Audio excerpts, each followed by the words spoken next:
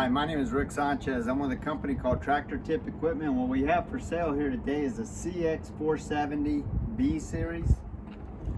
We're going to talk a little bit about the mechanics of this particular machine in the first clip, the operating specs in the second, and we'll run it in the third. Let me get the serial number of this tractor real quick. The serial number of this machine is, I should have cleaned it off a little better, but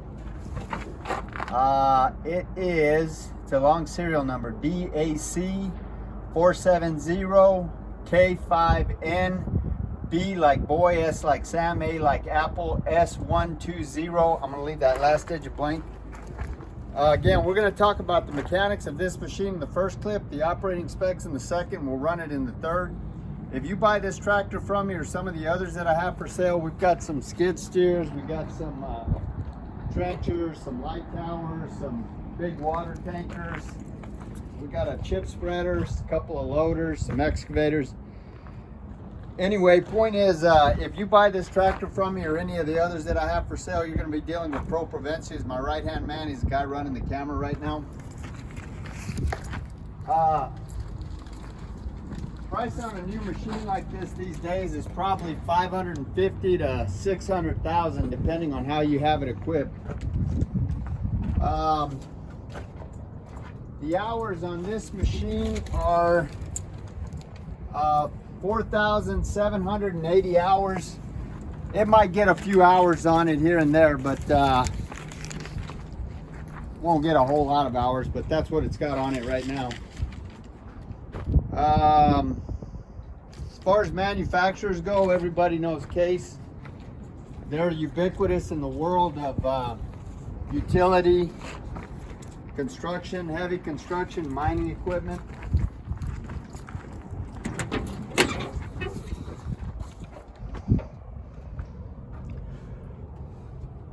They're probably, I don't know, they're probably third in the world of manufacturing excavators. The widest point on this machine is 12 feet. That's these tracks right here. Highest point is the top of that cab at 11 foot. Transportation length when everything's tucked up in transport profile is 40 feet.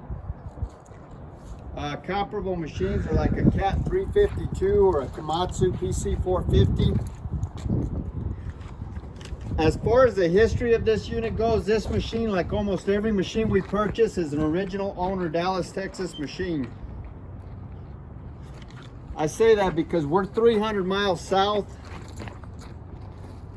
We're 300 miles from the ocean. We're far enough south that the only salt we see is the salt on our kitchen tables, and we try to avoid that because both Uncle Pro and I have high blood pressure, so we try to stay away from it. But the point is that this machine is in no way, shape, or form rust pervasive. I mean, you get machines off the coast or from up north, and that salt gets into the electrical components, into the DT connectors.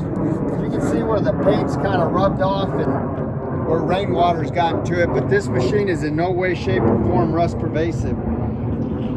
Just about every machine we purchase comes from one of about 30 different large contractors and municipalities that we deal with here in the Metroplex. This particular machine came from a guy that we do a lot of business with.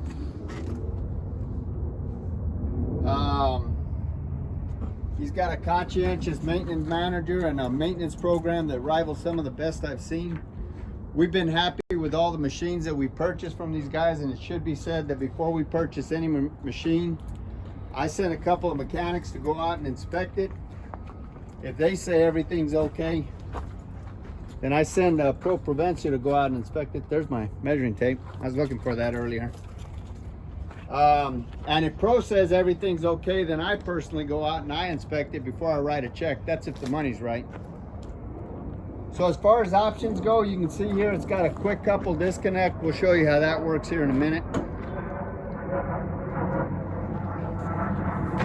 It's got, you know, the auxiliary hydraulics for the quick connect. It doesn't have auxiliary hydraulics for a brake or anything like that. So I just want to be clear on that. It's got the auxiliary hydraulics are specific to that quick coupler. It's got an enclosed cab, all the glass is in it. AC blows cool, not real cold, but cool. Probably needs to be charged. This time of year, we don't really worry about that. And the heater works just fine. Is there a pattern control change valve on this? I don't remember. I don't think so. On this one? Does it have a battery disconnect? No battery disconnect on this one. Okay. We're gonna look for a pattern control change valve. I don't think it does.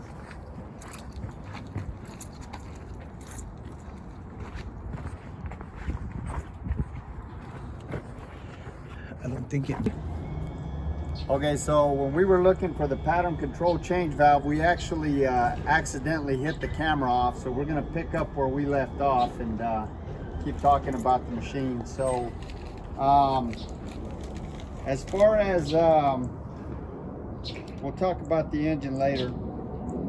I think I said the cab has an air conditioning and a heater that works. It's obviously enclosed cab. It's got all the glass in it.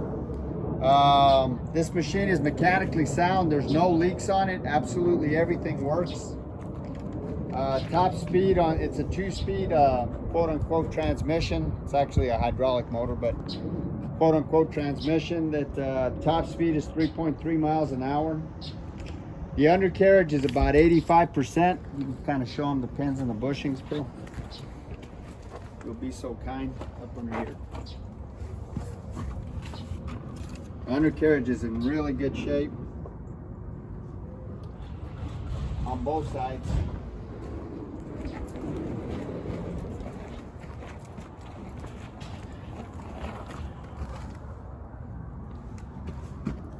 The final drives have got plenty of power to counter rotate. We'll show you that here in a minute.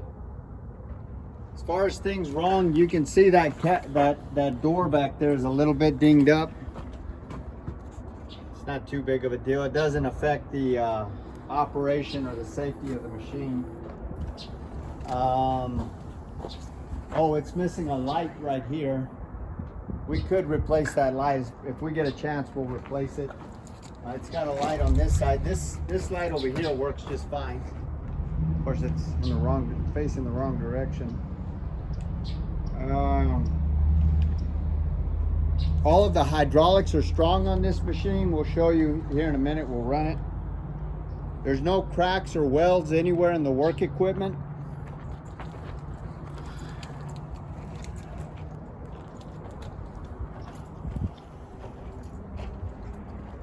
All of the pins and the bushings are relatively tight.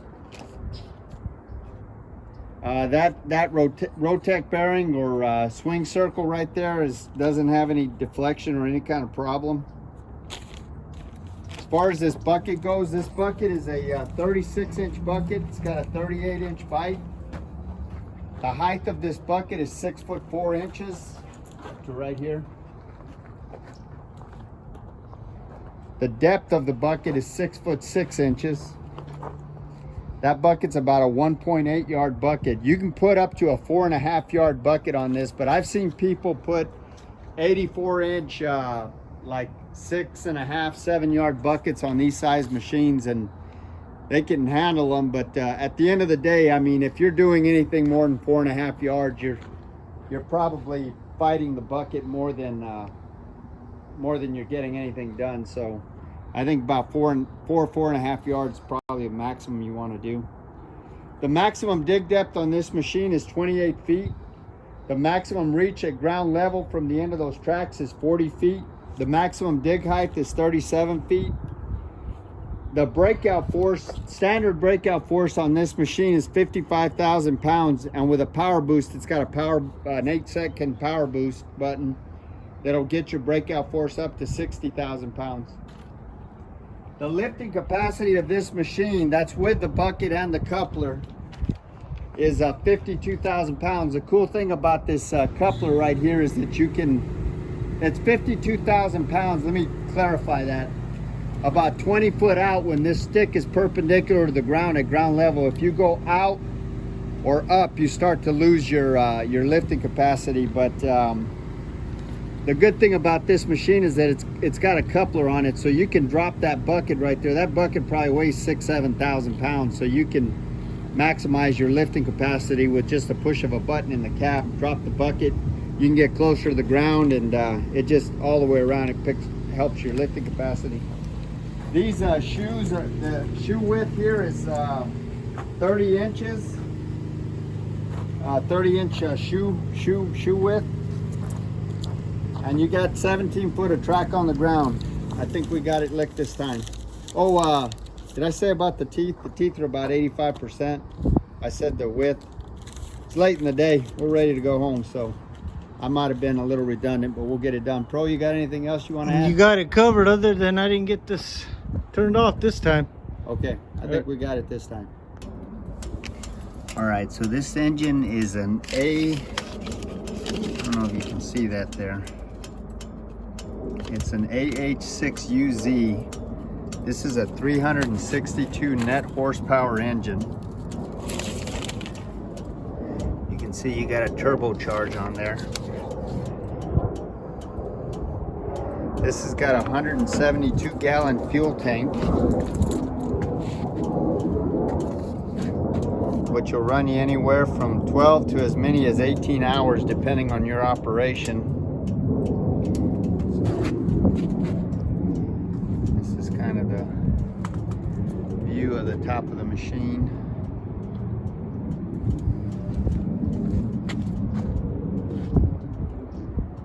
I don't want to fall off this bastard. It's a ways up here. All right, Pro, go ahead.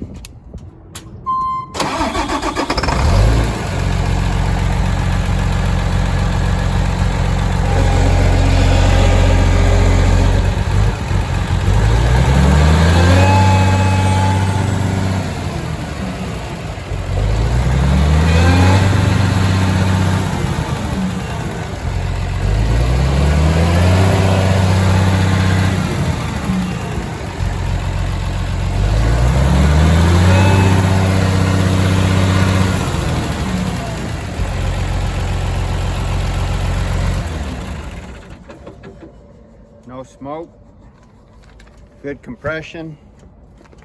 It's a good engine. It's a big bastard. That's the engine. Here's your toolbox right here.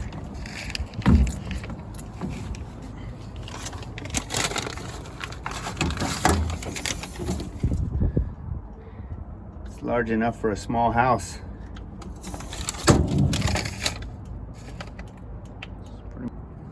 Go.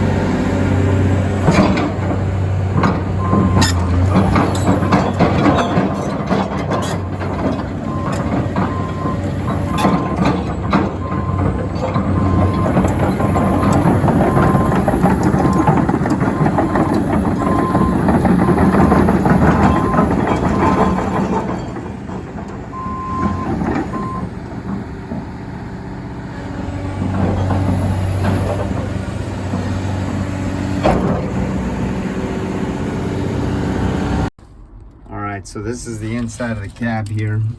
There's your hour meter. It's got a it's got like a trip meter here. I guess that's to reset for the jobs. It doesn't come on though. So that's that. This is your seat.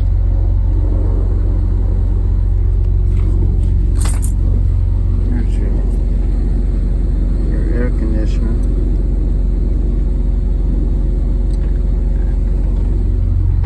Oops. Turn it up. I don't know, you probably can't hear that or feel that, but it works anyway.